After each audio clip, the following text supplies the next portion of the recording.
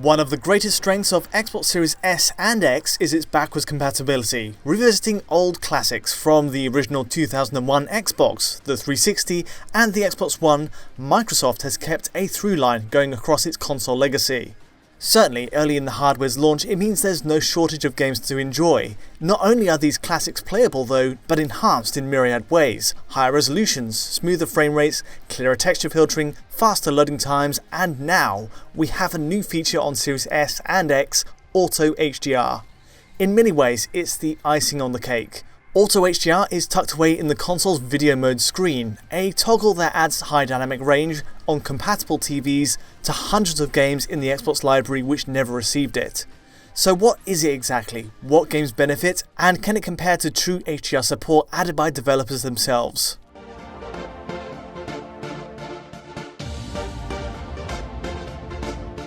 A quick word before we start: to see this video at its best on YouTube, you'll need an HDR compatible display of course, or a supporting mobile phone.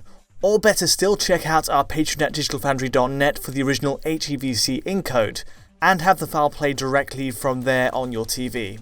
As for standard TVs or monitors, you'll still be able to play this video on YouTube, though without many visible benefits on show.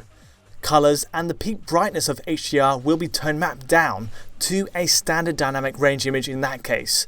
But with that in mind, let's dig in and see how it looks. High dynamic range, when optimised properly, can transform the look of a game. And that's worth bearing in mind before we look at Auto HDR. Genuine HDR is not a given for new releases even today. I mean, the first games to use it appeared halfway through the PS4 Xbox One lifecycle, and the quality of implementation still varies per title. Some visual styles benefit more than others. For the likes of Hellblade, Final Fantasy 15 or Sekiro, the effect elevates the image, heightens the realism of their lighting. Supporting displays with a high enough peak brightness, ideally 600 nits or more, bring out details that would normally be hidden in a standard dynamic range image. The sun's outline in Sekiro becomes more defined against a cloudy sky. Hellblade's overcast greys come out clearly with subtler gradients. Meanwhile, dark detail pops out in caves or long grass. Fire takes on a more believable peak brightness on TVs in Resident Evil 3, while for racing games like Dirt 5, headlamps hit a realistic peak brightness on nighttime tracks. Put simply, HDR lets us see a wider contrast of tones in bright and dark detail, plus a wider spectrum of colour in between. Genuine HDR then benefits a game's artistic intent when used well. Fantastical games like Ori and the Will of the Wisps shine by giving more options to the team's artists on lanterns, skies, lightning strikes, and the bloom around Ori. Crackdown 3 meanwhile uses it to crank up the peak brightness on explosions and neon signs for a kind of hyper-real effect. But again, the use of it falls on the developer. You have options to calibrate the paper-white level in titles like Tony Hawk's, but the software is built with HDR in mind from the start, which is where Auto HDR comes in. It's an Xbox system level mode that tries to replicate the same effect for games that were never originally designed for the feature. The results can be mixed too. The question then is, should it really be left enabled all the time? Here's a good example of it in action to start with Batman Arkham Knight, a huge AAA release that was miraculously left without HDR support to this day, and now has it added on Series X. Arkham Knight, of course, has no real resolution boost on Series X via Back-compat, at least at the time of making this video, but that's not the focus. What Arkham Knight shows is Auto HDR working well to enhance peak brightness. And Gotham is just perfect for it. On-street lights, car headlamps, and the streaks of rain, all of these points contrast against a city that's constantly in darkness. To explain, Auto HDR attempts to interpret the original standard range image. It's an algorithm calibrated by Microsoft on a per-game basis to boost elements on screen towards a peak brightness value we'd expect of HDR. We're told the feature will be disabled on certain titles based on whether or not it's a clear improvement. So for example, Grand Theft Auto 4 had issues with unnatural blown out clouds and ultra-white road markings when we checked it, and the removal might have been a response there. It's worth stressing then that all of this is pre-release and Microsoft is still refining the Series X features constantly. The quality and range of support will change by release. No question, the quality of Arkham Knight's image is boosted with Auto HDR enabled. I ended up playing for hours like this, and while yes, it's still peaking at 1080p and 30fps on Series X, as was the limit on base Xbox One, the colours have far more pop. Rocksteady's work here is a unique case though.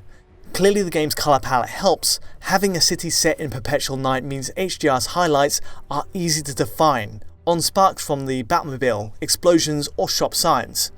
The aesthetic is consistent across the length of the game, making it easier for an algorithm to work in post. Another similar example, MGS5 Ground Zeroes. At least for the main nighttime mission, the night setting keeps the lighting simple to interpret and tweak. On muzzle flashes, explosive barrels and searchlights, all of these elements get a satisfying push to take advantage of a display's peak brightness in HDR.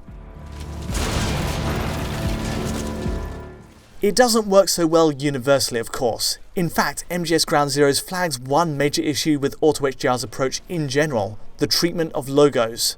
Any static splash screen with pure white elements, text, or subtitles in-game hits a searing brightness level. With Auto HDR enabled, sadly, these parts end up looking a bit unnatural. Note how the Kojima Productions logo hits peak brightness, and the same for all the credits thereafter. It's a shame because otherwise the game is calibrated well for the feature, but there's no way to tweak around these issues ourselves. Another brilliant example is in Panzer Dragoon Orta. As an original Xbox game and one of its finest visual showcases, it still preceded the use of HDR by many years, and so it's fascinating to see how it combines with the effect. In action, the first nighttime mission genuinely shines. Again, the setting is at night for this mission anyway, bringing out lightning strikes, rain, fire, and all projectiles. It looks great, especially with the resolution boosts that came with X support. The only downside in this case is splashes appear overly bright on water bodies, unnaturally paper white. And again we see the logos at the start presented at an extreme brightness. But that's it, and the rest of play unfolds beautifully. Likewise, we see stylized games like Mirror's Edge Catalyst benefit, lots of clear saturated whites offset against red markers. The last highlight here is a bit of a curveball, Geometry Wars 2. This is a classic Xbox 360 game with a visual style that's easy to work with. A pure black background setting the stage for crisp, neon twin-stick shooting. Every colour gets punctuated by Auto HDR. It's a game that benefits from the almost hyper-real exaggerated lighting, and it wouldn't be a stretch to imagine this as the intended result from Bizarre Creations if it was possible to include it at the time. The conclusion? Whether it's an arcade-style game or something more realistic, Auto HDR works best where the visual tone of a game is kept simple, consistent. And Geometry Wars 2 is easily one of the best showcases for the mode for that reason. Now, I've tried a range of other games with mixed results. Perfect Dark Zero and Apex Legends deliver on the bright highlights we'd expect of HDR. In fact, Rare's Xbox 360 launch title plays to its strengths with a wide contrast, and while the visuals are of its time, to put it flatteringly, it's simple enough to work with. There are other less exciting examples. I tried Fallout 4 and even the original 360 Crackdown. In each of these cases, they're not as impactful as I'd hoped. Crackdown especially has huge potential, but the result with Auto HDR enabled isn't as vibrant as the true calibrated HDR of its sequel Crackdown 3. It seems for certain games there's a kind of conservative approach taken to avoid side effects, overly bright logos or overexposure of the entire image. Perhaps it's an issue the feature has adapting to games with dynamic time of day. It's a theory, but all the best uses I've encountered come from games with fixed static states of lighting that are easy to calibrate around. All of which leads us to what doesn't work. At least for now, Dark Souls 2 Scholar of the First Sin has a few issues with overexposure. The skies of Majula, and especially around Heidi's Tower, look so saturated with light, the game can be unpleasant to look at. It's well tuned for interlinking caves, darker dungeons and forests at least, but in the open here, Auto HDR creates a blindingly bright effect. It goes far beyond the developer's original intention, and yes, I ended up wanting to turn it off. Dark Souls 2 also makes clear the limits of interpreting an SDR picture. It doesn't truly add extra detail in bright areas or darken spots on the screen. Where an actual HDR picture has the colour depth to mark out the sun in the sky clearly, games like Dark Souls 2 still show less defined gradients. Either way, the game as it stands shows the feature can backfire when overused. Gears of War Ultimate Edition works well, as does Sunset Overdrive with its colour saturated effects. Regardless, there's a few nitpicks that need addressing all round. The overexposure in some games is one, but the other is that, put simply, overlays are at times brighter than the gameplay itself, hitting a similar peak white point as logos and text. In example, Super Meat Boy has some issues with it here. It's quite similar to a problem I've seen with a mode on LG's 4K TVs in fact, with a preset called HDR effect. It's comparable to Auto HDR on Xbox in that it interprets the colour space to make whites hit your screen's peak brightness, and also, in this case, overlays get caught along for the ride. Auto HDR is far more refined for games at least, being lag free, but still the problem is common to both. Early signs are looking good. Xbox Series S and X now have a new way to enhance a vast Xbox library beyond the expected boost to frame rates and resolution, and it works. Auto HDR is still work in progress, but for the likes of Arkham Knight or Geometry Wars 2, it's a chance to play games in a way that was never before possible. As an option, it's definitely worth checking out. The main catch being that not all games play perfectly with it. Titles like Metal Gear Solid 5 with its bright white HUD elements, text and logos show it can be blind to the nature of certain on-screen elements. For others, like Dark Souls 2, it's overkill on parts of the image. Oversaturation is an issue when it's not tuned to all areas of the game, while it's just not effective enough in games like Crackdown to match up to a true HDR effect. Again, all of this is being tweaked and optimized ahead of launch. From our experience so far though, the Auto HDR option is by no means one size fits all, but when it works, it really works. To get the most from the setting, you'll likely have to manually decide when to enable it via the Xbox system options. Perhaps an override option would work best in future, when looking at your game library to make sure it only switches on select titles. Still, all round, it's a fascinating option to have, filling a gap for games that deserved HDR support on release.